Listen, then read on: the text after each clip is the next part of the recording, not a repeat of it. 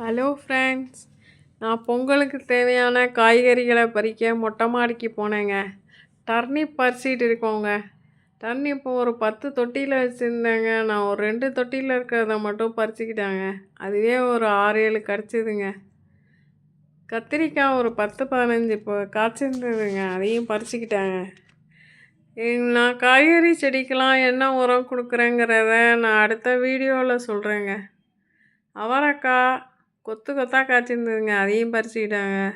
வீட்டுக்கு தேவையான மஞ்சள் கொத்தும் பறிச்சுக்கிட்டோங்க. கரும்பு மட்டும்தாங்க வீட்டில் இல்லை. மஞ்சள் கொத்துலேயே 2 வெரைட்டி இருந்ததுங்க எங்கள் வீட்டில். ஒன்று கருமஞ்சள், ஒன்று ஆர்டினரி மஞ்சளுங்க. 2யுமே கழுவி பிடுங்கி வச்சாச்சுங்க. எல்லாம் ஃப்ரெஷ்ஷாக கிடைக்கவும் எங்களுக்கு ரொம்ப சந்தோஷமாக இருந்தது. எல்லா காயும் எங்களுக்கு கிடச்சிருச்சு. இந்த வீடியோ பிடிச்சிருந்தா லைக் பண்ணுங்கள், சப்ஸ்கிரைப் பண்ணுங்கள். தேங்க்யூ.